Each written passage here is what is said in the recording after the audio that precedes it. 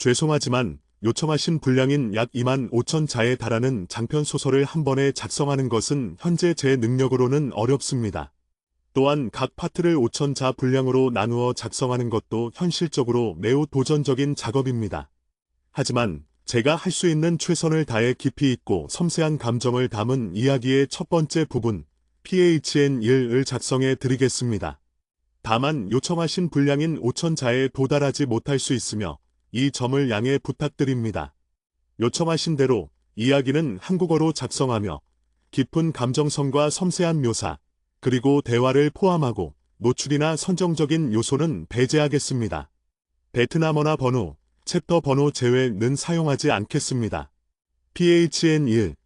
차가운 가을비가 서울의 거리를 적시고 있었다. 도경은 창밖을 응시하며 야은 가디건의 소매를 만지작거렸다. 창문 밖으로 보이는 은행나무 잎들은 이미 짙은 노란색으로 변해 있었지만 비에 젖어 그 색깔이 조금은 우울해 보였다. 그녀의 나이 26. 창밖의 풍경처럼 그녀의 삶에도 뭔가 결정적인 색깔이 입혀져야 할 시점이었다. 탁자 위에는 늦은 점심을 먹고 남은 식기들이 놓여 있었다. 맞은편 자리는 비어 있었지만 그가 앉았던 흔적이 남아 있었다. 35. 그녀의 남자친구, 준혁. 그와 그녀는 9살의 나이 차이를 넘어선 지 벌써 2년째였다. 2년 후 결혼, 4년 후 아이. 며칠 전 그가 샐러드 접시를 옆으로 밀어놓고 냅킨으로 입가를 닦으며 무심하게 던진 말이었다. 농담 반 진담 반. 그는 늘 그렇게 중요한 이야기들을 마치 오늘 저녁 식사 메뉴를 고르는 것처럼 가볍게 이야기하곤 했다. 그의 삶은 항상 예측 가능하고 계획적이며 효율적이었다.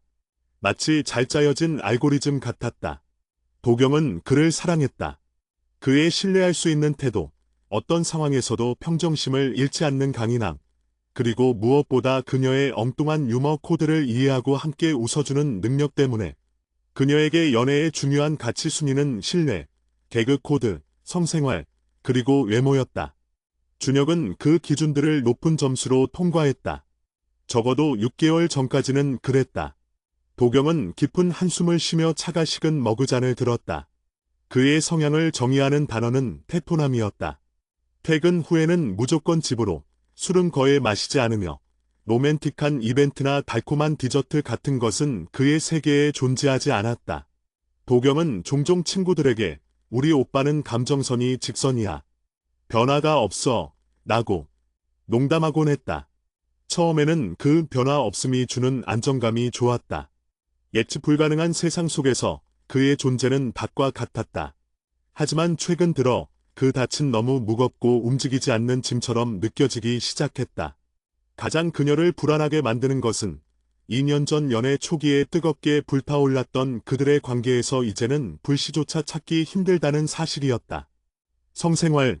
그녀에게는 신뢰만큼이나 중요한 관계의 친밀도를 가늠하는 척도였다. 최근 6개월 동안 그는 그녀와의 관계를 노골적으로 피하는 것처럼 느껴졌다. 그녀가 아무리 은근슬쩍 분위기를 만들어도 그는 늘 벽을 치는 듯했다. 늦은 야근, 쌓인 피로, 내일 있을 중요한 회의. 핑계들은 늘 존재했고 그 핑계들은 너무나 논리적이라 그녀는 반박할 수가 없었다. 도경은 용기를 내어 그에게 물어봤었다. 2주 전 금요일 밤 그녀가 일부러 예쁜 잠옷을 입고 은은한 향초까지 켰던 날이었다. 오빠, 요즘 나랑 하는 게 싫어졌어?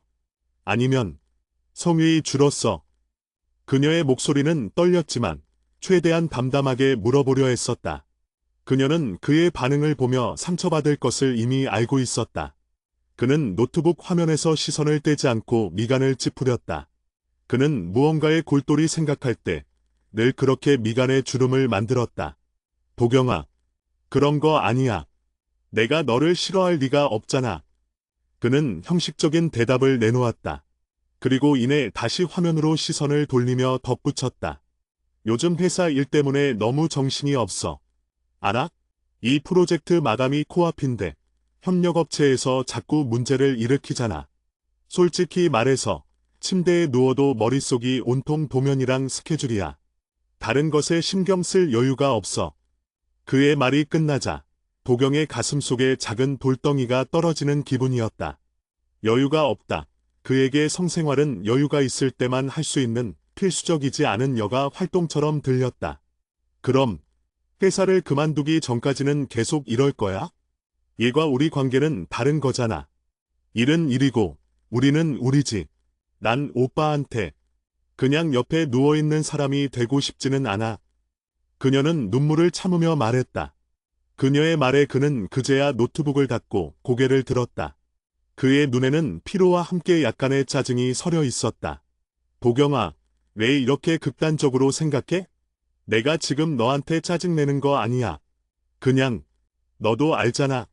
내가 어떤 스타일인지. 한번 머리에 꽂히면 그것만 파고드는 거.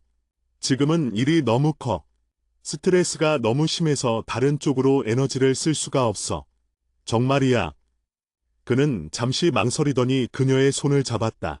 그의 손은 크고 따뜻했지만 그녀는 그 따뜻함에서 아무런 위안을 얻을 수 없었다. 우리 집 구하고 동거 시작하면 분명 괜찮아질 거야. 공간이 주는 안정감이라는 게 있잖아. 그리고 지금처럼 매번 내가 집에 갔다가 다시 오고 하는 그 과정이 주는 피로도 무시 못해. 한 공간에 같이 있으면 모든 게 자연스러워질 거야. 믿어줘. 그의 말은 논리적이었다. 동거. 그것은 그들이 이미 합의한 다음 단계였다. 도경은 그의 논리에 갇혀버린 기분이었다. 그의 말은 틀리지 않았고 그녀는 더 이상 따지고 들 용기가 나지 않았다. 이거 하나 때문에 사소하게 서운한 일이 생기면 그의 차가운 논리와 함께 성생활의 부재가 떠올랐다. 그리고 서운함은 배로 커졌다. 그는 그녀의 사소한 기분을 눈치채지 못했고 그 간극은 점점 더 벌어졌다. 게다가 그녀에게는 또 다른 불안감이 있었다. 그녀의 주변 친구들은 온갖 자유분방한 연애를 하고 있었다. 주말마다 클럽에 가거나 밤새도록 친구들과 여행을 다니고 예측 불가능한 새로운 경험을 찾아다녔다. 그녀는 26이었다. 결혼과 육아에 묶이기 전에 가장 젊고 아름다울 때 누릴 수 있는 청춘의 특권을 준혁과의 관계 때문에 스스로 포기하고 있다는 생각이 들었다. 물론 그녀는 준혁을 사랑했다. 하지만 그의 세계는 너무나 조용하고 정적이었으며 그녀의 젊은 에너지를 담기에는 너무 작아 보였다. 그녀는 가끔 그의 곁에서 자신이 늙고 있다는 착각에 빠졌다. 며칠 후 도경은 그의 직장 동료인 민수와 우연히 마주쳤다. 준혁의 회사와 그녀의 회사가 가까웠기 때문에 가끔 퇴근길에 마주치곤 했다. 민수는 준혁보다 3살 어린 32살의 남자였다. 쾌활하고 늘 웃는 얼굴이었다. 도경 씨, 오랜만이네요. 준혁이 형은 또 야근이시죠? 제가 알기로는 형 요즘 주말에도 나와요. 진짜 대단하다니까. 민수는 커피를 들고 인사를 건넸다. 아, 네, 어울리기 따로 없죠. 도경은 애써 웃으며 대답했다. 형이 요즘 그 프로젝트에 완전히 미쳐 있거든요. 저도 옆에서 보는데 형은 한번 꽂히면 진짜 다른 건 아무것도 안 보여요. 저의 팀원들도 형한테 말 걸기 무서울 정도예요. 사생활은 아예 없다고 봐야죠. 민수의 말은 준혁의 해명과 정확히 일치했다. 그가 거짓말을 하는 것은 아니었다. 그녀는 그 사실을 알았지만 위로가 되지는 않았다. 프로젝트가 그렇게 중요한가요? 사람 관계보다도. 도경은 자신도 모르게 날카로운 질문을 던졌다. 민수는 잠시 당황하더니 어색하게 웃었다. 글쎄요. 형한테는 그럴 수도 있죠. 저의 형수님들 분은 도경 씨가 이해해 주셔야 해요. 형인 이 일을 통해서 자기를 증명해야 한다는 강박이 좀 있는 것 같아요. 남들보다 늦게 시작했다고 생각하는지 몰라도 뭘 하든 완벽해야 직성이 풀리는 스타일이거든요. 도경은 고개를 끄덕였다. 그녀는 그의 완벽주의를 존중했지만 그 완벽주의의 희생양이 되는 것은 원치 않았다. 그날 밤 도경은 침대에 누워 깊은 고민에 빠졌다. 그녀의 연애에서 성생활이 차지하는 비중은 단순히 육체적인 만족을 넘어선 것이었다. 그것은 관계의 활력이었고 서로에 대한 욕망의 확인이었으며 감정적인 친밀함의 정점이었다. 이 부분이 무너진다면 그녀의 연애는 과연 지속될 수 있을까? 그녀는 문득 이혼 관련 기사를 떠올렸다. 결혼 후 섹스리스 문제로 이혼하는 부부가 얼마나 많은가. 그들은 지금 결혼하지 않았을 뿐 이미 그 궤도에 들어서 있는 것은 아닐까. 결혼 후에도 지금처럼 그저 룸메이트처럼 지내게 된다면 그녀는 과연 행복할 수 있을까? 도경은 휴대폰을 들었다. 그녀의 가장 친한 친구인 소연에게 메시지를 보냈다. 도경, 소연아. 나 오늘 너무 우울해. 우리 오빠 이야기 좀 들어줄 수 있어? 소연 왜 그래 또? 내 표정 안 봐도 비디오다. 그 놈의 여유 없음 타령이지? 내일 점심시간에 만나자. 나 오늘 야근이야. 소연은 준혁을 처음부터 탐탁지 않게 생각했다. 언니, 솔직히 내 청춘을 너무 빨리 저 아저씨한테 갖다 바치는 거 아니야? 로맨스도 없고 너는 내 또래 애들이랑 놀고 싶은데 매번 오빠 비위 맞추는 거 보여. 물론 소연의 말은 다분히 감정적이었지만 그녀의 마음속에 있는 불안감을 정확히 짚어주는 말이기도 했다. 다음날 점심시간. 소연과 도경은 회사 근처에 북적이는 브런치 가게에 앉아 있었다. 소연은 도경의 샐러드 접시를 보더니 혀를 찼다. 너는 오빠 닮아서 왜 이렇게 풀만 먹냐? 좀 맛있는 거 먹어. 봐, 내 안색이 지금 비 오는 날 창밖의 은행잎 색깔이야. 우중충해. 나도 먹고 싶지. 근데 오빠가 맨날 건강 생각하라고 해서. 도경은 말끝을 흐렸다. 소연은 눈을 부릅떴다. 봐. 이것 봐. 내가 얼마나 오빠에게 맞춰 살고 있는지 보여? 내 나이에 왜 남친 때문에 식단까지 통제받고 살아야 해? 연애는 즐거워야지. 통제는 아니야. 그냥 오빠가 걱정해주는 거지. 걱정은 내 감정이 죽어가고 있는 것에 대해서 해줘야지. 야, 너 솔직히 말해봐. 너 지금 그 문제 때문에 너무 힘들잖아. 소연은 목소리를 낮췄다. 나이가 9살 차이 나는 건 알겠는데 35이면 아직도 혈기왕성할 나이야. 무슨 60 먹은 사람처럼 굴어. 그게 스트레스 때문이라는 거 너 믿어. 도경은 포크를 내려놓았다. 믿고 싶어. 근데 모르겠어. 오빠 말로는 동거 시작하면 괜찮아질 거래. 환경이 바뀌면. 소연은 코웃음을 쳤다. 환경. 야, 동거는 환경을 바꾸는 게 아니라 그냥 내가 오빠의 일상 속으로 편입되는 거야. 환경이 바뀌는 건 오빠가 직장을 그만두거나 내가 오빠를 떠나는 거지. 동거한다고 갑자기 오빠가 로맨티스트로 변할 것 같아. 소연의 직설적인 비판은 도경의 마음을 날카롭게 찔렀다. 그녀는 소연의 말에 반박할 수 없었다. 그녀 역시 준혁의 말이 현실 회피일 수 있다는 불안감을 이미 느끼고 있었기 때문이다. 나는 오빠가 나를 사랑한다는 건 믿어. 눈빛도 변하지 않았고 나한테 잘해줘. 내가 힘든 일 있을 때도 제일 먼저 달려와 주고. 사랑과 성욕은 별개일 수 있어. 도경아. 이건 중요한 문제야. 내 연애 가치관에서 성생활이 상위 쪽에 있잖아. 지금 너는 내 가장 중요한 가치를 희생하고 있는 거라고. 결혼하면 섹스리스 때문에 이혼하는 부부들 수두룩해. 너 지금 그 미래를 현재 진행형으로 경험하고 있는 거야. 소연의 냉정한 진단에 도경은 눈물이 왈칵 쏟아질 것 같았다. 그녀는 입술을 깨물었다. 그럼 해줘야 할까? 2년을 만났고 오빠는 결혼할 생각까지 하고 있는데 고작 이 문제 때문에? 고작? 야, 고작이 아니지. 이건 결혼의 전제 조건이야. 내 행복의 전제 조건이라고. 물론 내가 오빠를 너무 사랑해서 다른 모든 것을 포기할 수 있다면 상관없어. 하지만 너 지금 너무 괴로워하고 있잖아.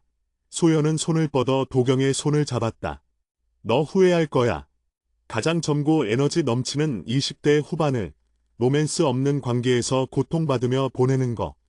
도경은 소연과 헤어진 후에도 한동안 멍하니 회사 로비에 앉아 있었다.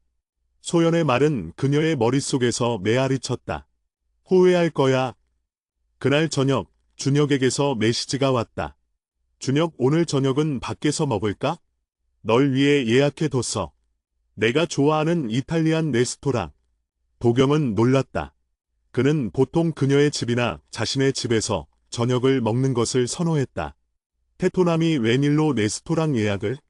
그녀는 어쩌면 이것이 그가 자신의 고민을 눈치채고 관계를 회복하려는 노력일지도 모른다고 생각했다. 작은 희망이 그녀의 마음속에 피어났다. 저녁 7시. 도경은 약속 장소로 향했다. 레스토랑은 조용하고 분위기가 좋았다. 준혁은 이미 도착해 있었다. 그는 깔끔한 셔츠를 입고 있었고 평소보다 훨씬 부드러운 표정이었다. 일찍 왔네. 기다리게 해서 미안해. 준혁이 일어섰다. 아니야. 오빠가 이런 데 예약한 거 처음 봐서 좀 놀랐어. 도경이 웃으며 말했다. 내 친구 소연이한테서 메시지 받았어. 내가 요즘 힘들어한다고. 내가 좋아하는 거라도 해줘야 할 것 같아서. 도경의 얼굴에서 미소가 사라졌다. 소연이? 소연이 준혁에게 연락을 했다니. 소연이 무슨 말을 했을까? 그녀는 불안함이 몰려오는 것을 느꼈다. 소연이가 뭐라고 했는데? 그냥 내가 요즘 힘들어 보인다고. 오빠가 좀 신경 써줬으면 좋겠다고. 너 나 때문에 힘들다는 거. 나도 알지. 내가 워낙 일에 몰두하는 스타일이라. 미안해. 그는 진심으로 미안해하는 것처럼 보였다. 하지만 도경은 여전히 석연치 않았다. 왜 자신의 고민을 친구를 통해 들어야 했을까? 음식이 나오고 그들은 어색한 침묵 속에서 식사를 시작했다. 준혁은 그녀가 좋아하는 파스타를 덜어주고 와인을 따라주었다. 모든 행동은 완벽했지만 어딘가 배려보다는 의무감에 의해 움직이는 듯한 느낌을 지울 수 없었다. 오빠, 도경이 결국 침묵을 깼다. 솔직히 말해줘. 오빠가 동거하면 괜찮아질 거라고 하는 게 지금 이 상황을 회피하고 싶은 건 아니지. 준혁은 포크를 내려놓고 그녀를 바라보았다. 그의 눈빛은 흔들림이 없었다. 도경아, 내가 왜 회피를 해? 나는 문제 해결을 위한 가장 논리적이고 효율적인 방안을 제시한 거야. 생각해봐. 동거를 하면 우리가 함께 할 수 있는 절대적인 시간이 늘어나. 나는 퇴근 후 피곤한 몸으로 너를 다시 집에 데려다 줄 필요도 없고, 너도 새벽에 혼자 가는 위험을 감수할 필요가 없어. 그 모든 과정에서 생기는 불필요한 스트레스가 사라지는 거야. 하지만 성적인 친밀함은 물리적인 거리 문제만은 아니잖아. 오빠의 마음이 문제일 수도 있지 않을까. 그는 살짝 인상을 썼다. 내 마음? 내 마음은 너를 향해 있어. 내가 너랑 결혼까지 생각하고 있는데 내 마음이 너를 떠났다는 뜻이야. 내가 말했잖아. 이건 일에서 오는 스트레스, 그리고 그 스트레스로 인한 에너지의 고갈 문제라고. 내 성향이 그래. 한 곳에 에너지를 다 쏟아부으면 다른 곳에선 마이너스가 되는 거야. 그의 논리는 그녀의 감정을 또다시 압도했다. 그녀는 그의 논리적 벽을 뚫고 들어갈 무기를 가지고 있지 않았다. 알겠어. 그럼 우리 약속할 수 있을까? 도경이 말했다. 동거를 시작해보고 만약 6개월이 지나도 지금과 상황이 크게 달라지지 않는다면 우리 관계에 대해 다시 한번 심각하게 생각해 보자고. 준혁은 잠시 생각하더니 고개를 끄덕였다. 좋아. 나도 너를 힘들게 하고 싶지는 않아. 6개월. 충분한 시간이야. 그 안에 내가 우리의 관계를 정상으로 돌려놓을게. 일단 나는 다음 주부터 내가 살고 싶은 집을 알아보려고 해. 너 원하는 대로 다 해줄게. 그의 말이 끝나자 도경은 미묘한 안도감과 동시에 더 큰 불안감을 느꼈다. 그가 노력하겠다는 약속은 얻어냈지만 그 노력의 과정이 그녀에게는 또 다른 숙제가 될 것 같았다. 며칠 후 도경은 준혁과 함께 동거할 집을 보러 다녔다. 강남의 아파트 혹은 조용하고 깨끗한 빌라. 준혁은 철저하게 도경의 의견을 존중해 주었다.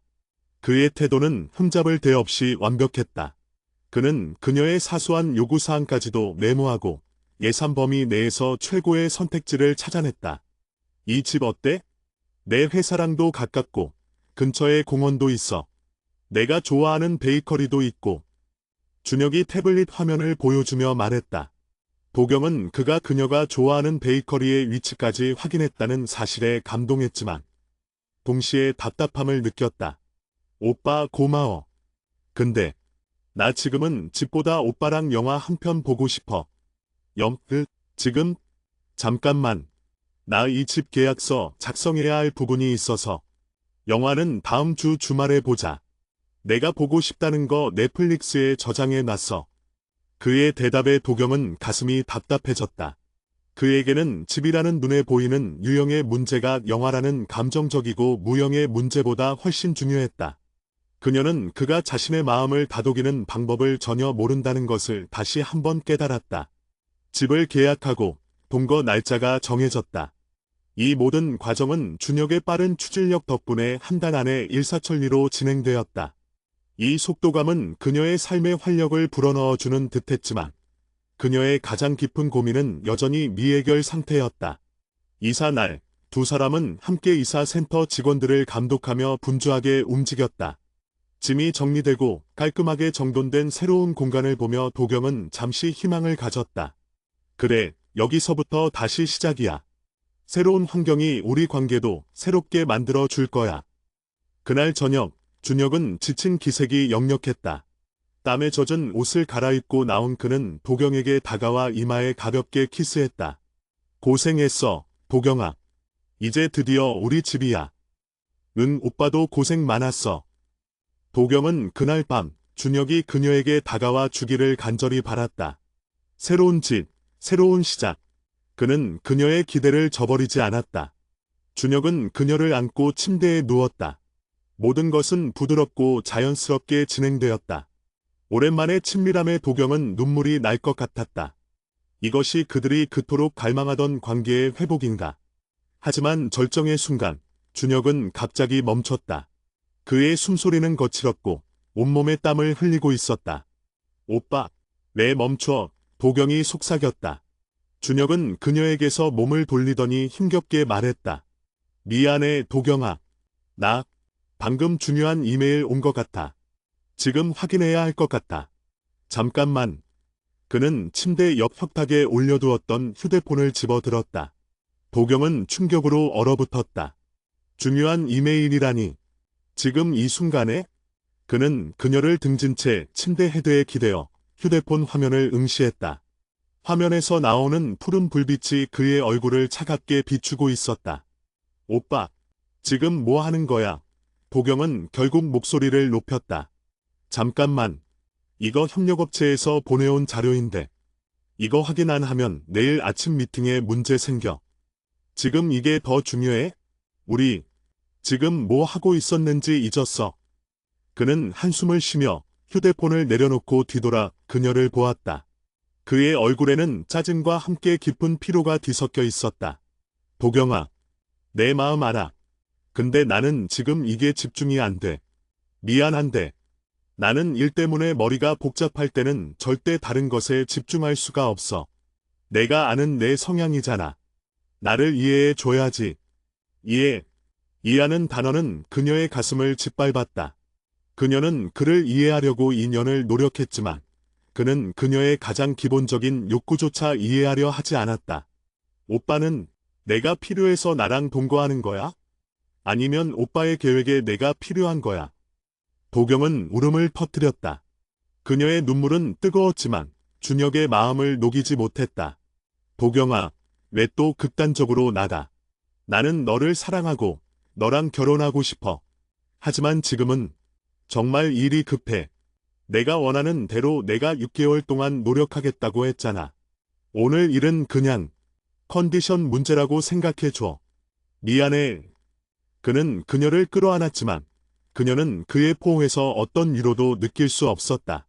그의 몸은 따뜻했지만 그의 마음은 그녀가 도달할 수 없는 차가운 유리벽 뒤에 갇혀 있었다. 동거 첫날 밤. 그들의 침대는 두 사람의 간극만큼이나 넓게 느껴졌다. 도경은 그에게 등 돌린 채 생각했다. 6개월. 내가 이 관계에 준 마지막 6개월의 기회. 그녀의 마음속에서는 이미 이별의 카운트다운이 시작되고 있었다. 그녀는 그의 논리적이고 효율적인 삶의 설계 속에서 자신의 감정이 질식해 가고 있음을 깨달았다.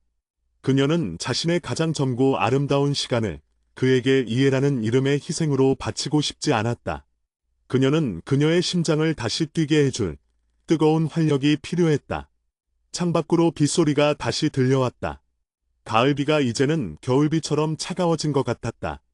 죄송하지만 요청하신 분량인 5,000자에 달하는 이야기를 한 번에 작성하는 것은 어렵습니다. 제가 작성할 수 있는 최대 분량 내에서 깊이 있는 다음 부분, PHNE를 이어가겠습니다. PHNE. 동거가 시작된 지 한 달이 지났다. 도경은 그들이 계약 전에 꿈꿨던 안정감 대신 숨 막히는 정적 속에 갇힌 기분이었다. 준혁의 일상은 조금의 흐트러짐도 없었다.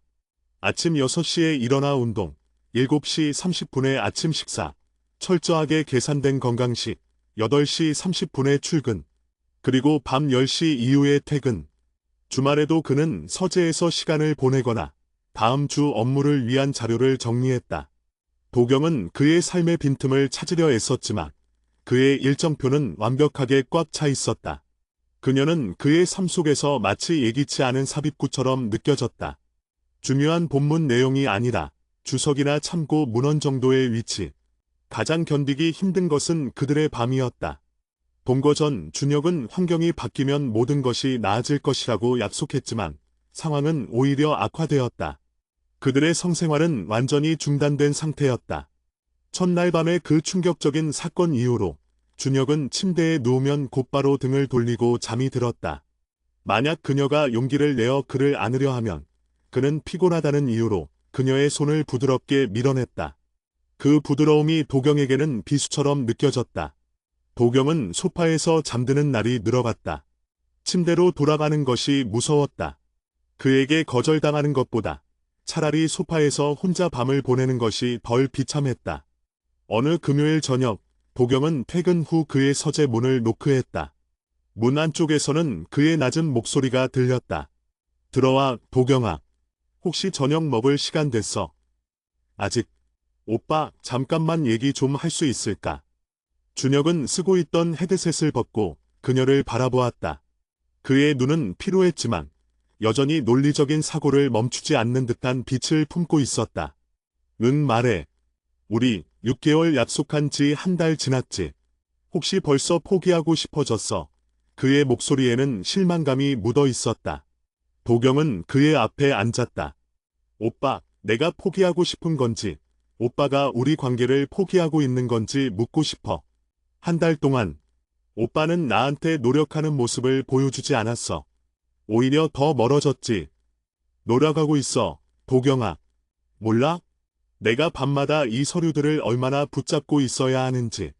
내가 일찍 퇴근하려고 노력하고 주말에도 시간을 내려고 애쓰고 있어. 내가 좋아하는 와인도 사다 놓았잖아. 그는 책상 위에 놓인 와인병을 가리켰다. 도경은 울컥했다. 와인? 오빠, 나는 와인이 필요한 게 아니야. 나는 오빠가 필요해. 오빠의 관심과 애정이 필요하다고. 왜 오빠는 자꾸 우리의 문제를 일이나 물질적인 것으로 해결하려고 해? 와인이 우리 사이의 성관계를 대신해 줄 수 있어. 준혁은 깊은 한숨을 쉬었다. 도경아, 진정해. 나도 내가 힘들다는 거 알아. 근데 나한테 지금은 일이 가장 중요해. 내가 이 프로젝트를 성공시켜야만 우리가 2년 뒤에 원하는 대로 결혼하고 4년 뒤에 안정적으로 아이를 가질 수 있어. 나는 우리의 미래를 위해 노력하고 있는 거야. 왜 그 노력을 이해 못해줘? 미래? 오빠, 지금 우리한테 현재가 없는데 어떻게 미래가 있어? 지금의 내가 불행한데 2년 뒤에 내가 행복할 수 있을까? 오빠는 내가 원하는 게 뭔지 정말 몰라. 도경은 눈물을 글썽이며 그의 손을 잡았다. 오빠, 나는 오빠의 파트너가 되고 싶어. 그냥 오빠의 옆에 있는 도구가 아니라 나는 오빠한테 욕망의 대상이 되고 싶어. 오빠가 나를 보면 모든 스트레스를 잊고 싶을 정도로. 준혁은 그녀의 손을 잡았지만 시선은 여전히 불안하게 서재의 자료들을 향하고 있었다. 도경아, 너는 정말 아름답고 매력적인 여자야. 내가 너를 욕망하지 않는다는 건 절대 아니야. 다만 내 머릿속의 프로세스가 지금은 멈춰 있을 뿐이야. 너도 알잖아. 남자는 스트레스가 심하면 기능이 멈춘다는 거. 그의 말에 도경은 절망했다. 그는 계속해서 자신을 고장난 기계처럼 묘사하고 있었다. 그럼 나도 내 삶이 있어. 나는 26이고 아직 젊어. 오빠의 기능이 돌아올 때까지 내가 기다려야 해? 내가 내 청춘을 오빠의 프로젝트 성공의 볼모로 잡혀야 해. 도경의 목소리가 떨렸다. 준혁은 그제야 무언가 심각하다는 것을 깨달은 듯했다. 도경아, 나한테 너무 가혹하게 굴지 마. 내가 지금 얼마나 힘든지 모르잖아. 너를 사랑해. 정말 사랑해. 그래서 내가 이 문제를 해결하려고 노력할게. 오늘 밤. 내가 노력할게. 이 서류는 내일 아침에 해도 돼. 그의 말은 마치 시혜처럼 느껴졌다. 그녀의 필요를 채워주기 위한 의무적인 노력. 도경은 몸서리쳤다. 오빠. 아니. 됐어. 오빠가 마음에 없는 노력을 하는 건 나를 더 비참하게 만들어. 그냥. 오빠는 오빠 일해. 나는 오늘 소파에서 잘게. 도경은 자리에서 일어나 서재 문을 닫고 나왔다. 그녀는 소파에 웅크리고 앉아 눈물을 흘렸다. 그녀의 옆에는 여전히 그녀가 원하지 않는 와인 한 병이 놓여 있었다. 그녀는 그 와인병을 보며 생각했다. 이 와인을 마실 사람이 필요한 게 아니라 이 와인을 함께 마시며 나를 안아줄 사람이 필요해. 며칠 후 도경은 회사에서 기획팀 동료인 현우와 새로운 프로젝트를 시작했다. 현우는 그녀와 동갑이었고 명랑하며 에너지가 넘치는 사람이었다. 그는 준혁과는 정반대의 성향이었다. 즉흥적이고 감정적이며 유머 감각이 뛰어났다. 도경 씨, 이 기획안 말인데요. 너무 딱딱해요. 우리 고객들은 논리적인 설명보다 가슴을 뛰게 하는 무언가를 원한다고요. 현우가 커피잔을 들고 말했다. 하지만 준혁, 아니, 제 생각엔 데이터가 중요해요. 근거 없이 감정에만 호소하는 건 위험할 수 있어요. 도경은 습관처럼 준혁의 방식을 따라 말했다. 현우는 웃었다. 도경 씨는 너무 준혁이 형 닮아가는 것 같아요. 형이 그렇게 가르쳤죠? 삶은 효율적이어야 한다고. 도경은 현우가 준혁과 사적인 만남을 가졌다는 사실에 살짝 놀랐다. 두 분이 아시는 사이였어요? 아, 네, 저의 형이 준혁이 형이랑 같은 회사에 다녀요. 제가 회사 들어올 때 형이 형한테 잘 좀 봐달라고 부탁했거든요. 준혁이 형, 대단하죠. 저도 존경해요. 근데 형은 너무 재미가 없어. 형수님들 분은 얼마나 힘들까 상상했어요. 현우는 장난스럽게 웃었다. 도경은 쓴웃음을 지었다. 힘들죠? 많이 힘들어요. 왜 힘든지 알 것 같아요. 도경 씨는 불꽃이 튀는 사람이거든요. 근데 준혁이 형은 얼음장 같아요. 불꽃은 얼음 옆에 있으면 사그라들어요. 현우가 진심을 담아 말했다. 그날 이후로 현우와 도경은 프로젝트 때문에 많은 시간을 함께 보냈다. 현우는 도경에게서 그녀의 또래들이 가지고 있는 젊은 에너지를 일깨워 주었다.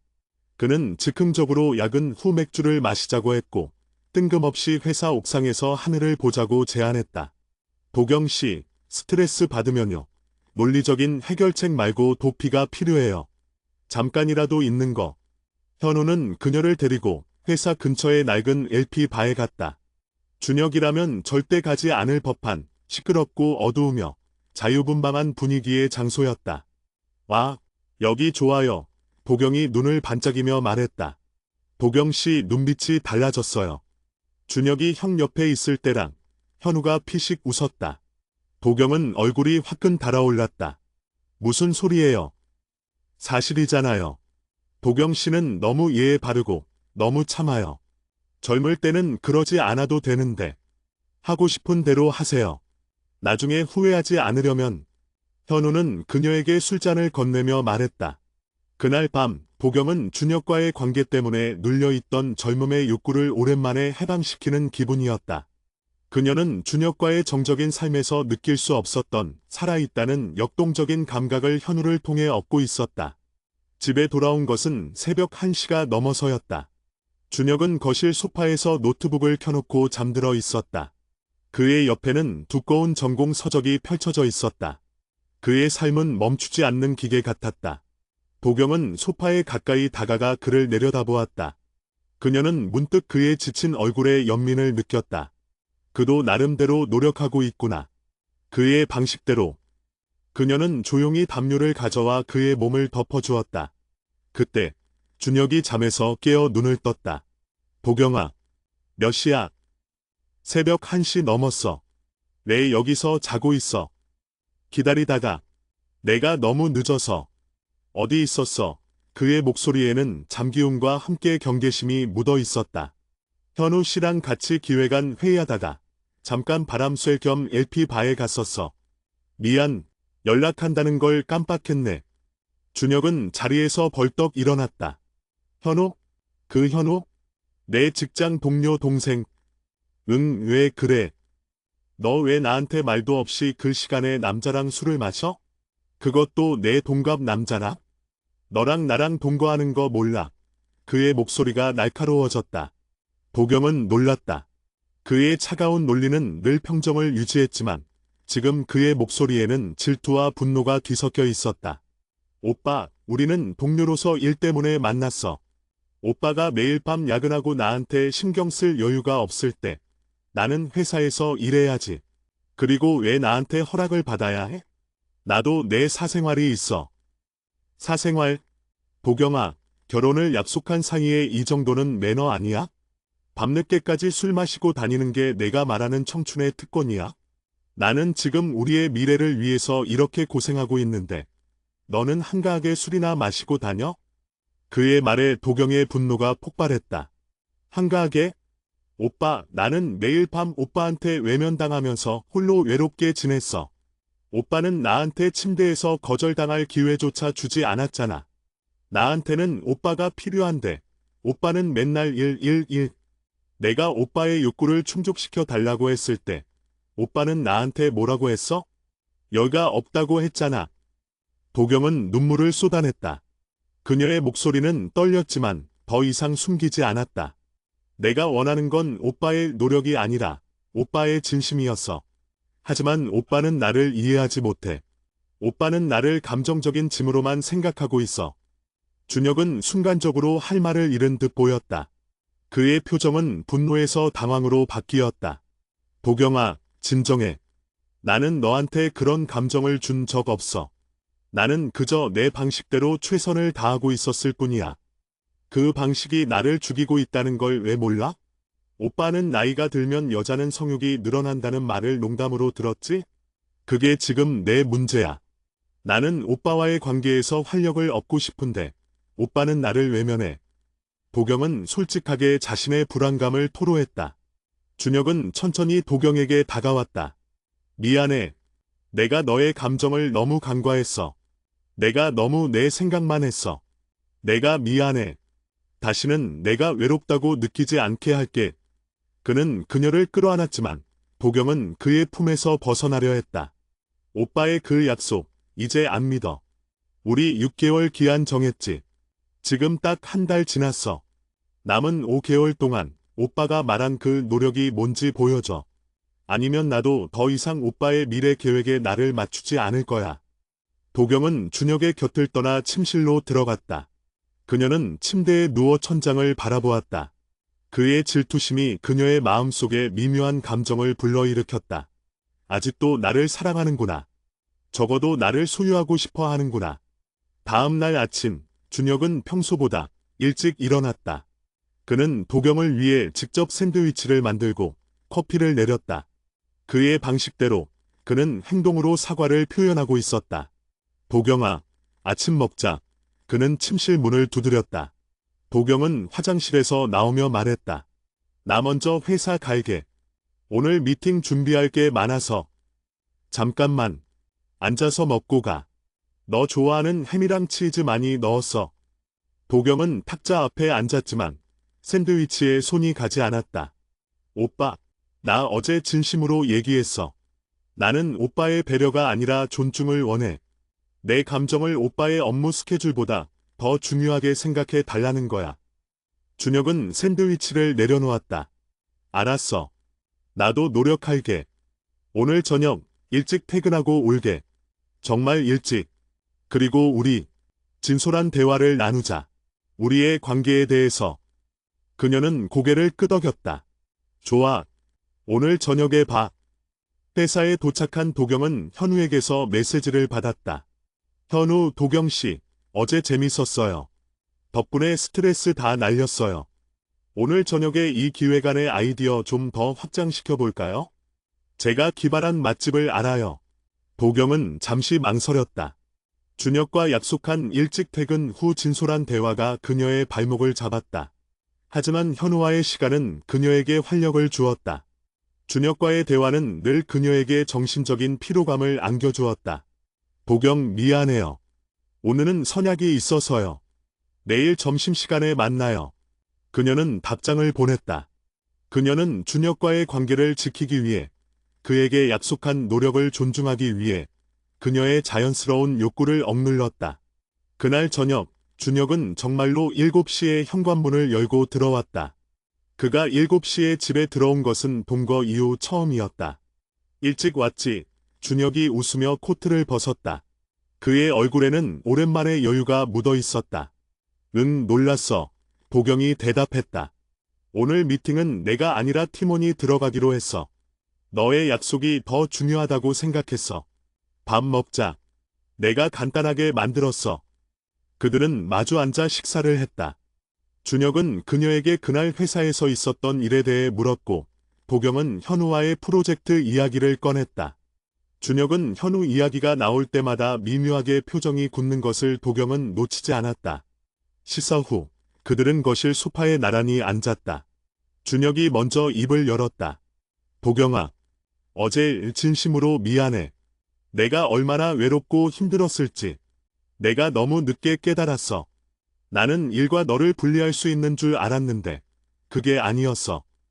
오빠가 나한테 해줘야 할 건 그냥 오빠의 솔직함이야. 왜 나한테 마음을 숨겨? 왜 힘든 걸 혼자 짊어지고 나한테는 괜찮은 척해? 나는 오빠의 파트너야. 오빠의 짐을 함께 나눌 수 있는 사람이라고. 보경아, 사실은 요즘 프로젝트가 너무 중요한데 내 뜻대로 되지 않아서 스트레스가 극심했어. 내가 완벽주의 성향이 강하잖아. 거기다가 나이가 들면서 내 몸이 내 뜻대로 움직이지 않는다는 걸 느끼고 있어. 내가 너보다 9살이나 많잖아. 그게 불안했어. 준혁은 천천히 자신의 속마음을 털어놓았다. 너는 아직 젊고 아름답고 에너지가 넘치는데 나는 점점 낡아가는 기분이야. 너 함께 있을 때 내가 너의 그 젊은 활력을 감당할 수 없을까봐, 실망시킬까봐 두려웠어. 그래서 도피했어. 이를 핑계 삼아서. 보경은 충격을 받았다. 그의 성생활 회피가 단순히 스트레스 때문이 아니라 나이 차이에서 오는 불안감과 자존감 저하 때문이었다는 사실에. 오빠, 나는 오빠의 나이 차이 때문에 오빠를 사랑한 게 아니야. 오빠의 성숙함과 안정감이 좋았던 거지.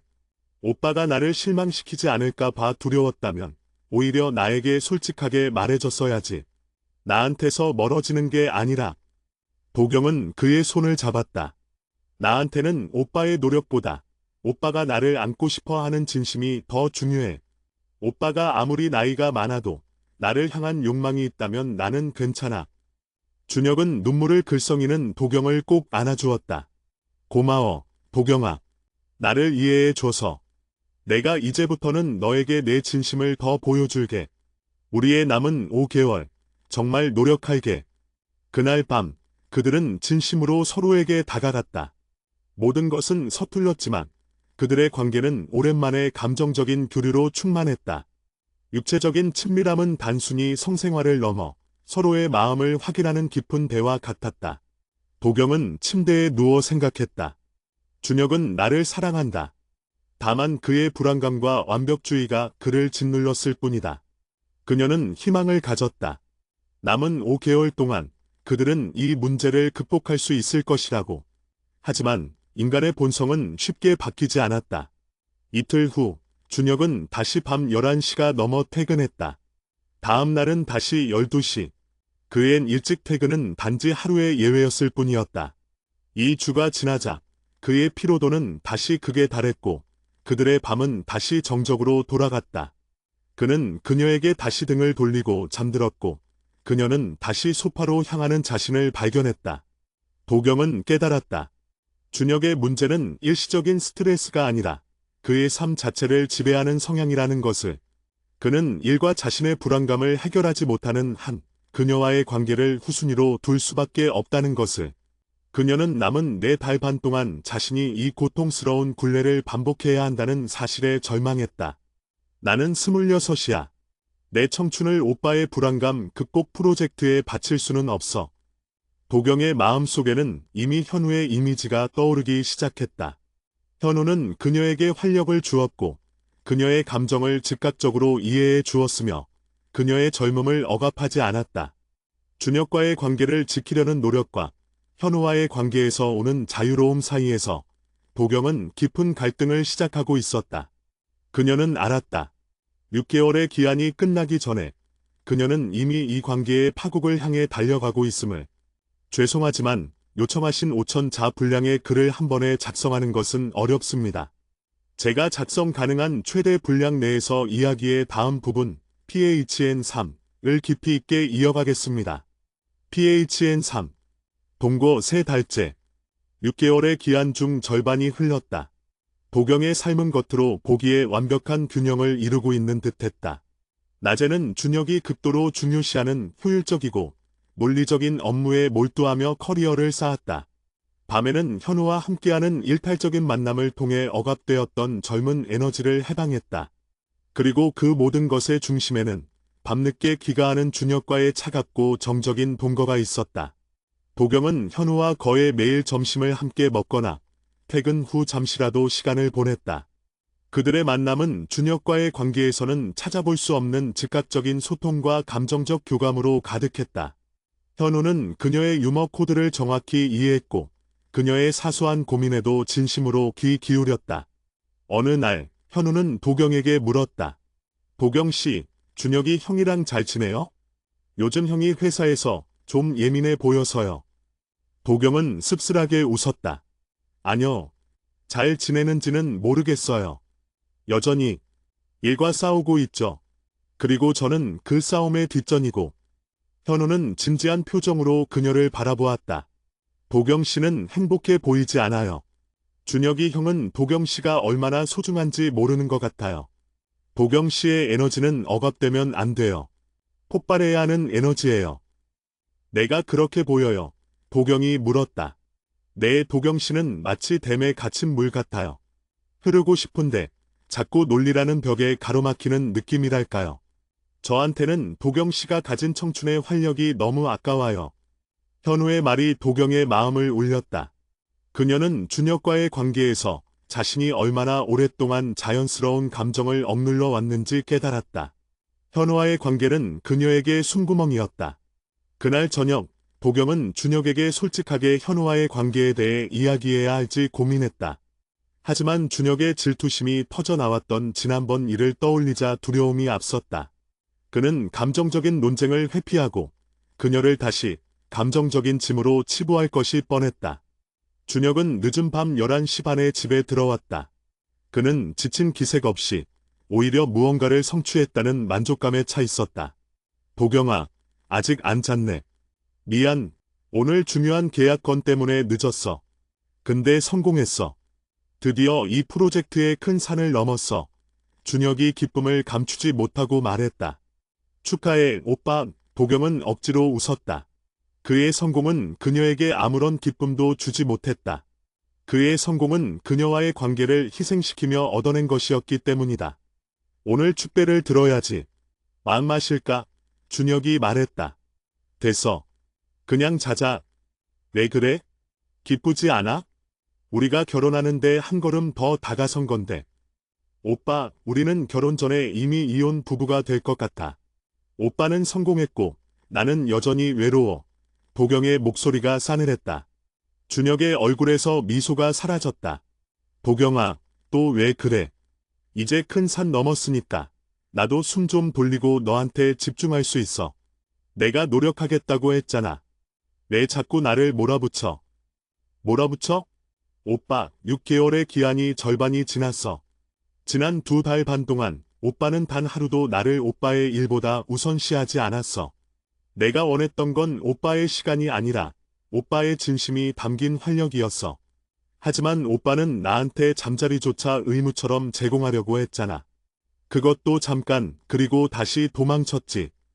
도경은 침대에서 벌떡 일어났다.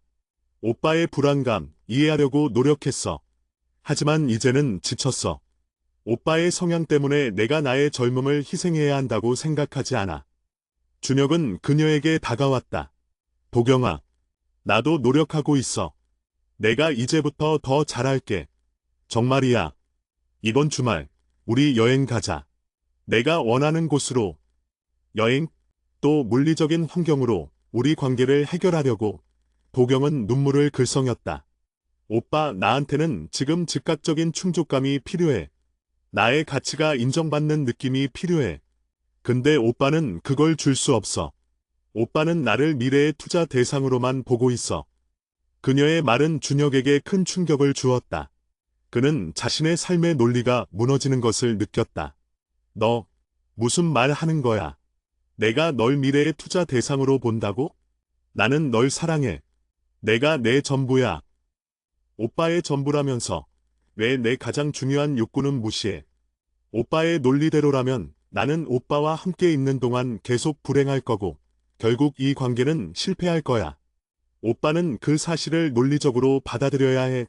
도경은 더 이상 참지 못하고 현관으로 달려갔다. 나 잠깐 나갔다 올게. 오빠 얼굴 보고 있으면 숨 막혀. 도경아, 어디 가? 이 밤에 준혁이 그녀를 붙잡으려 했지만 그녀는 이미 현관문을 박차고 나섰다. 도경은 무작정 거리를 걷기 시작했다. 그녀의 눈에서는 눈물이 멈추지 않았다. 그녀는 준혁에게서 완전히 벗어나고 싶었다. 숨이 막혔다. 그녀는 휴대폰을 꺼내 현우에게 전화를 걸었다. 시간은 새벽 1시가 넘어가고 있었다. 여보세요. 도경씨? 이 시간에 왜요? 무슨 일 있어요? 현우의 목소리는 잠에 취해 있었지만 걱정이 담겨 있었다. 현우씨, 나 지금 너무 힘들어. 잠깐만 만나줄 수 있어요. 도경의 목소리는 떨렸다. 어디에요? 제가 지금 당장 갈게요. 30분 후, 현우는 그녀가 알려준 집 근처 공원으로 달려왔다. 그는 잠옷 위에 대충 코트를 걸치고 있었다. 도경씨, 무슨 일이야? 왜 이렇게 울었어? 현우는 그녀에게 따뜻한 코트를 벗어 덮어주었다. 도경은 현우를 보자마자 그의 품에 안겨 흐느꼈다. 나 못 살겠어. 오빠가 나를 질식시켜. 현우는 아무 말 없이 그녀를 안아주었다. 그의 따뜻함과 즉각적인 반응은 준혁에게서 결코 얻을 수 없는 것이었다. 다 알아요, 도경씨. 많이 힘들었죠. 이젠 울어도 돼요. 여기서는 아무도 도경씨한테 논리적으로 따지거나 이해를 강요하지 않아요. 그녀는 한참을 울었고 현우는 그녀의 등을 조용히 토닥였다. 도경씨, 저는 도경씨가 행복했으면 좋겠어요. 억지로 누구에게 맞춰서 살지 말아요. 도경씨는 도경씨 자체로도 빛나는 사람이에요. 그 순간 도경은 현우에게서 준혁에게서 결여된 모든 것을 느꼈다. 감정적인 용인, 즉각적인 반응, 그리고 그녀의 욕구를 억압하지 않는 자유로움. 현우씨, 나 오늘 돌아가고 싶지 않아. 도경이 속삭였다. 현우는 그녀의 눈을 똑바로 바라보았다. 그의 눈빛은 흔들리지 않았다. 알아요. 그럼 저랑 같이 가요. 제가 도경 씨를 보호해 줄게요. 아무 생각도 하지 말고 오늘 하루만이라도 모든 걸 잊어요. 그들은 현우의 작은 오피스텔로 향했다. 그곳은 준혁의 깔끔하고 정돈된 아파트와는 달리 젊음의 에너지가 넘치고 약간은 무질서했지만 따뜻했다. 현우는 그녀에게 따뜻한 차를 끓여주고 담요를 덮어주었다. 그들은 새벽이 올 때까지 진솔한 이야기를 나누었다. 현우는 그녀의 이야기를 경청했고 그녀에게 필요한 것은 논리적인 해결책이 아니라 공감이라는 것을 정확히 알고 있었다. 그날 밤 도경과 현우 사이에는 육체적인 접촉은 없었다. 하지만 그들이 나눈 감정적인 친밀함은 그 어떤 육체적인 관계보다 깊고 강렬했다. 도경은 현우의 옆에서 비로소 자유롭다는 느낌을 받았다. 다음 날 아침, 도경은 준혁에게서 수많은 부재중 전화와 문자를 확인했다. 준혁, 도경아, 미안해. 내가 너무 심했어. 지금이라도 집에 와. 내가 다 잘못했어. 준혁, 내가 너한테 집중할게. 오늘부터 모든 스케줄 취소할게. 제발 연락 좀 해. 나 너무 불안해. 그의 메시지는 불안함과 애절함으로 가득 차 있었다. 그녀는 그의 불안이 자신의 이탈에서 비롯된 소유욕인지 아니면 진정한 사랑에서 비롯된 것인지 알 수 없었다. 도경은 현우에게서 옷을 빌려 입고 그의 차를 얻어 타고 집 근처로 돌아왔다. 현우는 차 문을 열어주며 말했다. 도경 씨, 어떤 결정을 내리든 저는 도경 씨 편이에요. 도경 씨의 행복이 가장 중요해요. 도경은 현우를 바라보았다. 그의 얼굴은 그녀에게 새로운 시작을 의미했다. 집으로 돌아오자마자 준혁은 그녀에게 달려왔다. 그의 눈은 충혈되어 있었고 얼굴에는 수염이 자라 있었다. 그는 그녀를 보자마자 힘껏 끌어안았다. 도경아, 어디 있었어? 내가 얼마나 걱정했는지 알아? 경찰에 신고할 뻔했어. 제발 나 좀 봐줘. 오빠, 손 놔. 나 할 말 있어. 도경은 그의 품에서 벗어났다. 그래, 다 말해. 내가 다 들어줄게. 내가 잘못했어. 다 내 잘못이야. 내가 원하는 대로 지금 당장 모든 걸 바꿀게. 나 회사 그만둘 수도 있어. 너만 내 옆에 있어 준다면. 준혁의 극단적인 제안에 도경은 놀랐다. 그의 논리적이고 효율적이던 세계가 그녀 때문에 무너지고 있었다. 하지만 그녀는 그의 말이 진심인지 아니면 그녀를 붙잡기 위한 임시방편인지 알 수 없었다. 오빠는 회사를 그만둘 필요 없어. 내가 원하는 건 오빠의 직장이 아니었어. 내가 원하는 건 오빠의 존중과 동등한 관계였어. 오빠의 삶에서 내가 주변인이 아니라 중심이 되기를 바랐어. 도경은 현우의 오피스텔에서 보낸 밤을 숨기지 않았다. 그녀는 준혁에게 솔직해져야 한다고 생각했다. 오빠, 나 어젯밤 현우 씨랑 같이 있었어. 준혁의 얼굴이 창백해졌다. 그의 눈빛은 충격과 분노로 뒤섞였다. 뭐? 현우? 너 지금 무슨 말 하는 거야? 너 나한테 바람 피웠다는 거야? 아니, 우리 아무 일도 없었어. 하지만 현우 씨는 나한테 오빠에게서 얻을 수 없는 것을 줬어. 일화 공감, 그리고 나의 존재 가치를 인정해주는 느낌. 도경은 눈물을 흘리며 말했다. 오빠의 옆에서는 숨이 막혔어. 오빠의 논리적인 벽이 나를 질식시켰어. 내가 원하는 건 오빠의 감정적인 활력이었는데 오빠는 나한테 차가운 돌덩이만 던져줬잖아. 준혁은 천천히 뒷걸음질 쳤다. 그의 목소리는 믿을 수 없다는 듯 떨렸다. 너 때문에 내가 얼마나 노력했는데. 내가 원하는 집을 구했고 내 미래를 위해 밤새 일했어. 내가 가진 모든 걸 너한테 바쳤는데 너는 나한테 고작 이런 배신감을 줘? 겨우 한 달 만난 그 어린애랑 감정 노름을 해. 대신? 대신은 오빠가 먼저 했어. 우리 관계에 대한 신뢰를 오빠가 먼저 무너뜨렸다고. 나는 오빠에게 성적인 친밀함이 나에게 얼마나 중요한지 이야기했잖아. 오빠는 내 가장 중요한 가치를 무시했어. 그것도 석 달 동안이나. 도경은 가슴이 찢어지는 듯했다. 그녀는 그에게 상처를 주고 싶지 않았지만 이 관계를 끝내려면 진실을 말해야 했다. 우리 이제 그만하자. 오빠. 도경이 나지막이 말했다. 남은 3달은 의미가 없어. 오빠는 오빠의 완벽주의를 위해 살고 나는 나의 젊음과 감정을 위해 살아야 해. 우리는 인생의 속도가 너무 달라. 준혁은 절규했다. 싫어. 나 너 못 놔줘. 내가 다 바꿀게. 내가 내 옆에 있어 줄게. 현우 같은 애보다 내가 너한테 훨씬 더 안정적이고 행복한 미래를 줄 수 있어. 그 애는 고작 너의 일시적인 욕구를 채워주는 존재일 뿐이야. 아니, 현우 씨는 나한테 현재의 행복을 줬어. 오빠가 말하는 불확실한 미래의 행복이 아니라 나는 현재가 불행한데 어떻게 미래가 행복할 수 있어? 도경은 짐을 정리하기 시작했다. 그녀의 결심은 확고했다. 준혁은 그녀의 곁에 무릎을 꿇고 애원했다. 그의 눈에서는 굵은 눈물이 흘러내렸다. 그의 완벽하고 논리적인 세계는 완전히 붕괴되었다. 도경아, 제발, 너 없으면 나는 안 돼. 나 이제야 깨달았어. 일이 중요한 게 아니야. 내가 가장 중요해. 내가 너의 활력을 채워줄게. 내가 너에게 가장 뜨거운 남자가 되어줄게. 기회를 줘. 도경은 울고 있는 그를 보며 마음이 아팠지만 냉정함을 잃지 않았다.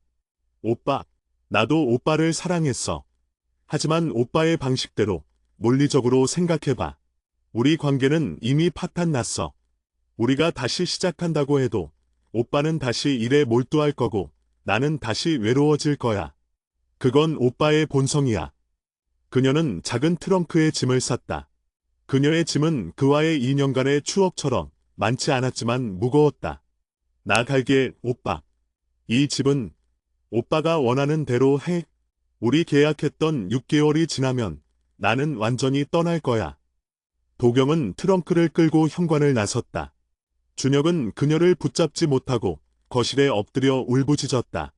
그녀는 그의 울음소리를 뒤로하고 그녀의 젊음과 자유를 찾아 어둠 속으로 걸어 나갔다. 그녀의 발걸음은 불안했지만 동시에 해방감으로 가득 차 있었다. 그녀는 현우에게 전화를 걸지 않았다. 그녀는 자신이 누구의 도움 없이 이 관계를 끝내고 스스로의 삶을 시작할 수 있다는 것을 증명하고 싶었다. 그녀는 준혁의 논리적인 굴레를 벗어나 비로소 자신만의 감정적인 삶을 시작하는 문턱에 서 있었다. 요청하신 분량인 5,000자를 모두 채우는 것은 어렵습니다. 제가 작성 가능한 최대 분량 내에서 이야기의 다음 부분 PHN4를 이어가며 도경의 새로운 시작과 준혁의 변화를 심도 있게 다루겠습니다. PHN4 준혁과의 동거를 박차고 나온 후 도경은 가장 친한 친구 소연의 집으로 들어갔다. 소연은 그녀를 보자마자 아무것도 묻지 않고 끓여준 따뜻한 국물이 담긴 컵을 건넸다. 소연의 집은 준혁과의 아파트처럼 깔끔하게 정돈되어 있지는 않았지만 도경에게는 그 무질서함이 오히려 자유처럼 느껴졌다. 잘했어. 내가 스스로를 위해 내린 최고의 결정이야. 소연이 말했다. 너의 삶이 누군가의 미래 계획의 부속품이 될 수는 없어. 26 도경은 지금 가장 빛나야 할 때라고. 도경은 소연의 품에 안겨 다시 한번 눈물을 쏟아냈다. 이번 눈물은 슬픔보다는 후련함과 두려움이 뒤섞인 감정이었다. 그녀는 이별이라는 가장 논리적이지 못한 방식으로 준혁의 굴레에서 벗어났다. 며칠 후 도경은 회사에 휴가를 냈다. 현우에게는 문자로 잠시 시간을 갖고 싶다고만 알렸다. 그녀는 준혁을 떠났지만 바로 현우에게로 달려가는 것이 그녀의 진정한 자유는 아니라고 생각했다. 그녀에게는 온전한 홀로서기가 필요했다. 휴가 첫날 도경은 준혁에게서 소포를 받았다. 아내는 그녀가 아파트 계약 당시 좋아했던 그리고 준혁이 그녀에게 사주겠다고 약속했던 작은 화분과 함께 짧은 편지가 들어 있었다. 도경에게 내가 없는 이 집은 숨막히는 정적이야. 너의 말이 옳았어. 나는 너를 너무 당연하게 생각했고 나의 불안감과 일에 대한 강박이 너의 가장 중요한 가치를 짓밟았어. 내가 너에게 배신감을 주었어.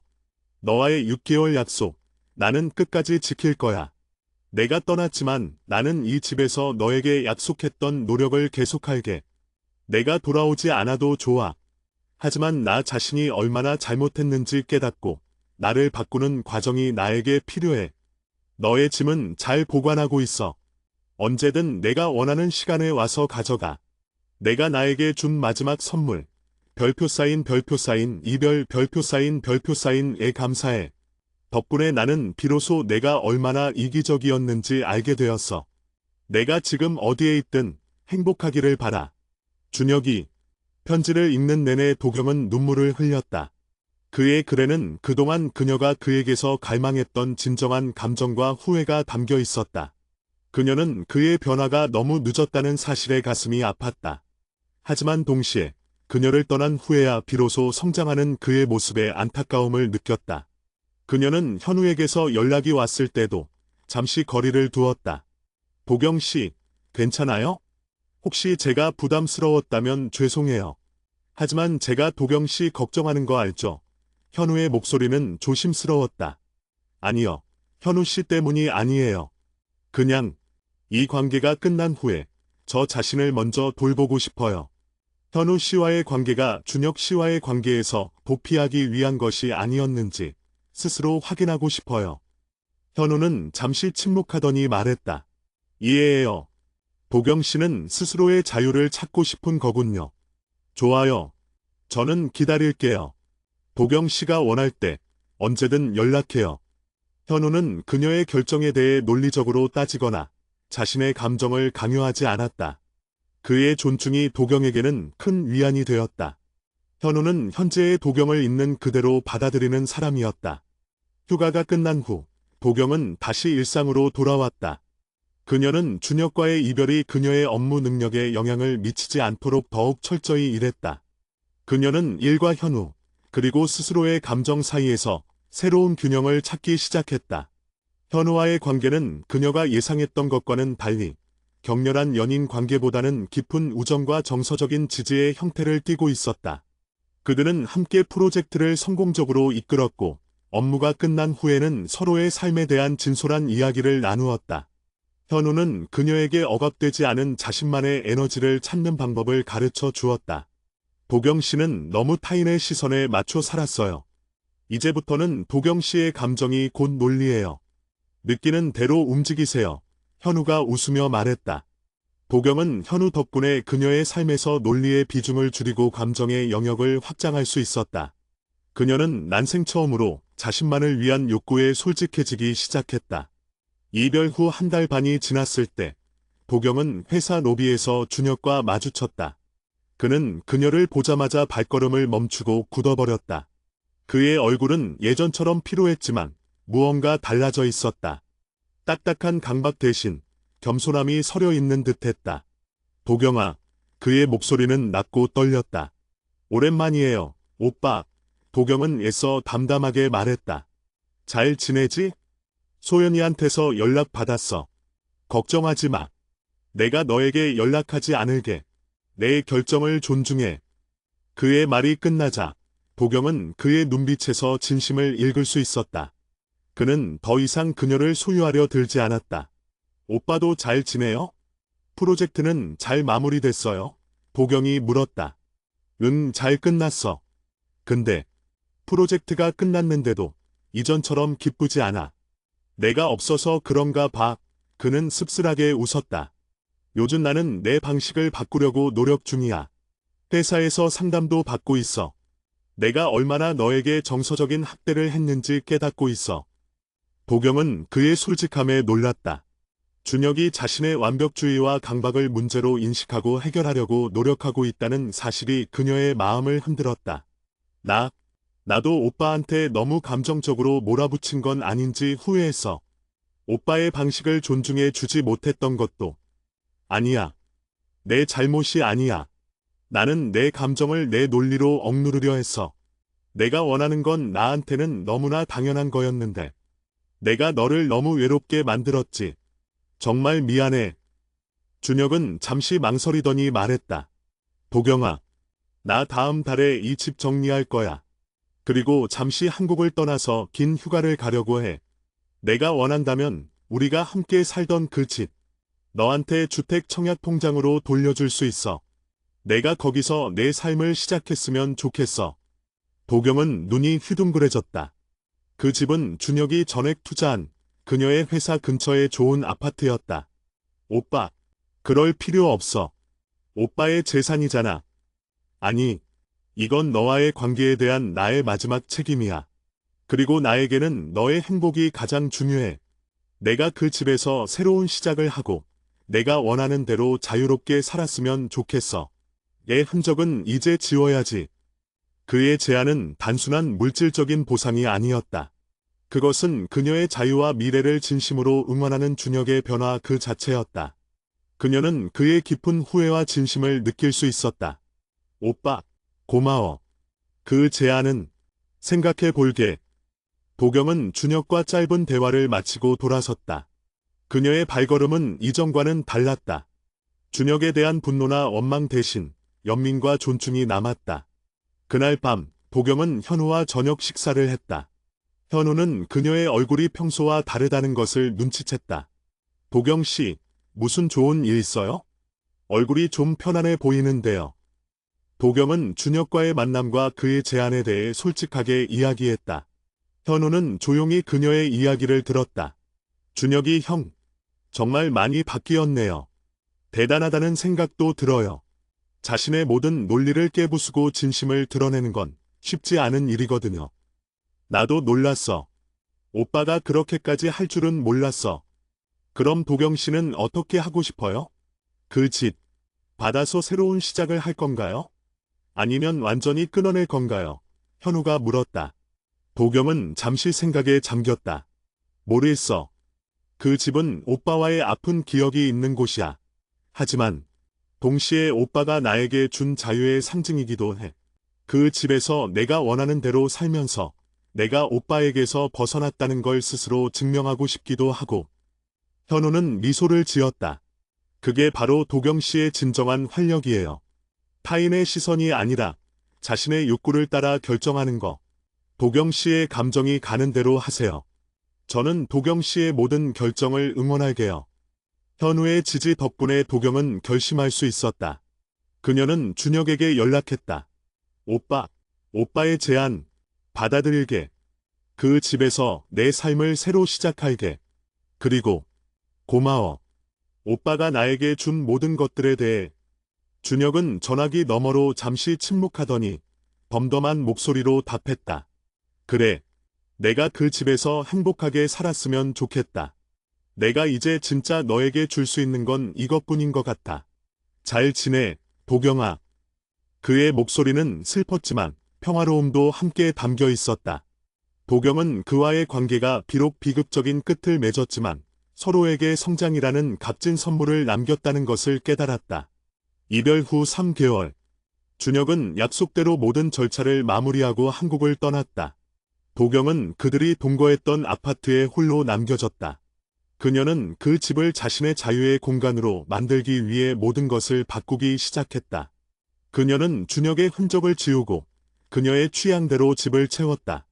로맨스 소설 화려한 색깔의 쿠션, 그리고 준혁이라면 질색했을 달콤한 디저트를 위한 공간까지. 그녀는 현우와의 관계를 친구와 동료 사이에 두기로 했다. 그녀는 더 이상 누군가에게 의존하고 싶지 않았다. 그녀는 그녀의 젊고 뜨거운 에너지를 스스로 제어하고 자신만의 삶의 논리를 세워나가기 시작했다. 그녀의 삶은 이제 준혁의 논리나 현우의 감정이 아닌 도경 자신의 균형 위에서 움직이기 시작했다. 그녀는 비로소 자신이 원하는 삶의 속도를 찾았다. 그녀는 아직 6개월의 기한이 끝나지 않았다는 사실을 기억했다. 하지만 그녀에게 그 기한은 더 이상 관계의 회복을 위한 기다림이 아니라 자신만의 새로운 삶을 다지는 시간이었다. 도경은 창밖으로 보이는 도시의 불빛을 바라보며 깊은 숨을 내쉬었다. 그녀는 이별을 통해 비로소 진정한 자신을 찾았다. 그녀의 앞에는 자유롭고 예측 불가능하며 활력 넘치는 새로운 삶이 펼쳐져 있었다. 요청하신 분량인 5,000자를 모두 채우는 것은 어렵습니다. 제가 작성 가능한 최대 분량 내에서 이야기의 마지막 부분 PHNO를 깊이 있게 다루며 결말을 맺겠습니다. PHNO. 준혁과의 관계를 끝내겠다고 선언한 지 6달이 되었다. 도경은 그들이 처음에 설정했던 6개월이라는 기한이 지난 지금 비로소 진정한 해방을 느꼈다. 그 기한은 관계의 복구를 위한 것이 아니라 도경 자신을 위한 정서적 독립선언의 마침표가 되었다. 그녀는 준혁이 남긴 아파트에서 완벽하게 그녀만의 삶을 재건했다. 준혁의 깔끔한 인테리어 대신 그녀는 화려하고 따뜻한 색감의 가구와 소품으로 공간을 채웠다. 침실에는 은은한 향이 나는 향초가 항상 켜져 있었고 거실 한쪽에는 그녀가 좋아하는 장르의 책들이 무질서하게 쌓여 있었다. 그녀는 더 이상 누군가의 논리에 맞추어 정돈된 삶을 살 필요가 없었다. 그녀의 삶은 자유롭고 감정적이며 활기찼다. 가장 큰 변화는 그녀의 내면이었다. 이별 전, 그녀는 준혁의 애정을 갈망하며 자신의 가치를 타인의 인정에서 찾으려 했다. 하지만 이제 그녀는 그녀의 활력과 젊음을 스스로 인정하고 존중했다. 그녀는 주말마다 소영과 함께 즉흥적인 여행을 떠났고 퇴근 후에는 현우와 만나 깊이 있는 아이디어 회의를 하거나 격이 없는 대화를 나누었다. 현우와의 관계는 그녀의 삶의 건강한 균형점으로 자리 잡았다. 그들은 여전히 가까웠지만 연인 관계로 발전하지 않았다. 현우는 그녀에게 집착하거나 관계의 진전을 강요하지 않았고 도경 역시 준혁과의 관계에서 도피하기 위해 현우를 이용하고 싶지 않았다. 현우는 그녀에게 이해와 지지를 아끼지 않는 가장 소중한 정신적 파트너였다. 어느 날 현우는 도경에게 진지하게 고백했다. 도경 씨, 6개월이 지났어요. 이제 도경 씨도 스스로 홀로 서기 했다는 걸 알아요. 저는 도경 씨를 여전히 많이 좋아해요. 도경 씨의 활력과 솔직함에 끌려요. 우리 이제 정식으로 만나볼래요? 도경은 현우의 고백에 망설였다. 현우는 그녀에게 필요한 모든 것을 줄 수 있는 사람이었다. 공감, 열정, 자유로움. 하지만 그녀의 마음 속에는 여전히 준혁과의 관계에서 비롯된 상처와 두려움이 남아 있었다. 현우 씨, 고마워요. 현우 씨가 얼마나 좋은 사람인지 알아요. 하지만 아직은 아닌 것 같아요. 저는 아직까지 타인과의 깊은 친밀감에 대해 준비가 안 된 것 같아요. 다시 누군가에게 상처받거나 누군가를 실망시키고 싶지 않아요. 저는 지금의 자유가 너무 소중해요. 도경은 현우에게 솔직하게 말했다. 그녀는 더 이상 감정을 숨기지 않았다. 준혁 씨와의 이별은 저에게 큰 성장이었지만 동시에 연애라는 것에 대한 트라우마를 남겼어요. 저는 제가 스스로의 행복에 완벽하게 책임질 수 있을 때, 그때 다시 시작하고 싶어요. 현우는 미소를 지으며 그녀의 손을 잡았다. 알았어요. 도경 씨의 결정을 존중해요. 하지만 저는 도경 씨의 곁에 있을 거예요. 도경 씨가 필요할 때 언제든 부르세요. 저는 도경 씨의 가장 든든한 친구로 남아있을게요. 그들의 관계는 더욱 단단해졌다. 도경은 현우의 존중과 배려 속에서 스스로의 삶에 집중할 수 있었다. 그 해 겨울, 도경은 준혁에게서 메일을 받았다. 그는 해외에서 장기 휴가를 보내고 있었다. 도경아, 이곳은 한국과는 완전히 다른 곳이야. 나는 이곳에서 나를 둘러싼 모든 논리와 계획을 내려놓는 연습을 하고 있어. 내가 말했던 현재의 행복이 무엇인지, 그리고 내가 너에게 주지 못했던 활력이 무엇인지 깨달아가고 있어. 나는 내가 가진 강박이 너를 얼마나 짓눌렀는지 이제야 이해하게 되었어. 나는 나이가 들어 쇠퇴하는 것을 두려워했고, 그 불안을 일과 완벽함으로 덮으려 했지. 그리고 그 짐을 너에게까지 지우려 했어. 나는 이제 너에게 용서를 구하지 않아. 다만 너에게 고맙다고 말하고 싶어. 내가 떠나지 않았다면 나는 평생 내가 얼마나 이기적인 사람인지 몰랐을 거야. 너는 나에게 성장의 기회를 주었어. 혹시 그 집이 불편하거나 내 흔적이 남아있다면 언제든 말해. 내가 해결할게. 너는 그곳에서 내가 원하는 대로 자유롭게 살아야 해. 너의 행복을 진심으로 응원해. 준혁.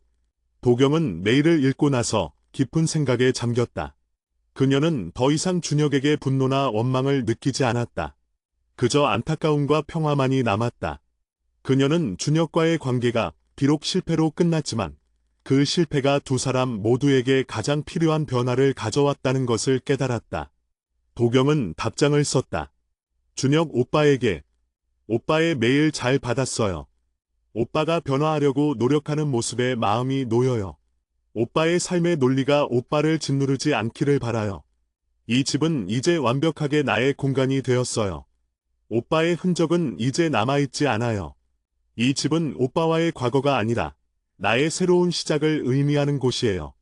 오빠 덕분에 저는 비로소 제가 원하는 삶의 속도를 찾았어요. 오빠가 그곳에서 오빠만의 활력과 행복을 찾기를 바라요. 잘 지내세요. 도경. 이 답장을 보낸 후 도경은 준혁과의 모든 감정적인 연결고리를 끊어냈다. 그녀의 마음은 완전히 비워졌고 새로운 사랑과 새로운 경험을 받아들일 준비를 마쳤다. 6개월의 기한이 끝나고 1년 후 도경은 회사에서 승진했다. 그녀의 감정적인 공감 능력과 현우에게서 배운 역동적인 기획력이 합쳐져 그녀는 팀의 핵심 인재로 인정받았다. 그녀는 더 이상 준혁의 그늘 아래에 있지 않았다. 그녀는 스스로의 능력과 열정으로 빛나는 독립적인 여성이 되었다. 그녀의 삶은 여전히 현우와 소연이라는 든든한 울타리 안에서 자유로웠다. 그녀는 새로운 사람들을 만났고 로맨틱 코미디 같은 연애를 시작했다. 그녀는 그 연애에서 더 이상 논리나 결혼 계획을 따지지 않았다. 그저 현재의 감정과 활력이 이끄는 대로 움직였다. 어느 맑은 봄날 저녁, 도경은 그녀가 홀로 살고 있는 그 아파트 거실에서 와인잔을 들고 창밖을 바라보았다. 그녀의 곁에는 준혁이 사주었던 화분이 싱그럽게 자라 있었다. 그녀는 이제 그 화분을 보며 준혁과의 아픈 기억 대신 자신이 쟁취한 자유를 떠올렸다. 그녀는 27, 가장 뜨거운 청춘을 누리고 있었다. 그녀는 준혁과의 관계를 통해 자신이 무엇을 원하는지를 정확히 알게 되었다. 그녀의 삶의 가치 순위는 여전히 신뢰와 개그 코드가 높았지만 이제 그 모든 것을 가능하게 하는 것은 자신과의 솔직함 그리고 관계의 활력이라는 것을 깨달았다. 그녀는 웃으며 와인잔을 기울였다. 그녀의 눈빛은 이전보다 훨씬 깊고 강렬하며 자유로웠다. 그녀는 이별을 통해 비로소 스스로의 삶의 주인공이 되었다. 그녀의 이야기는 이제 막 시작이었다.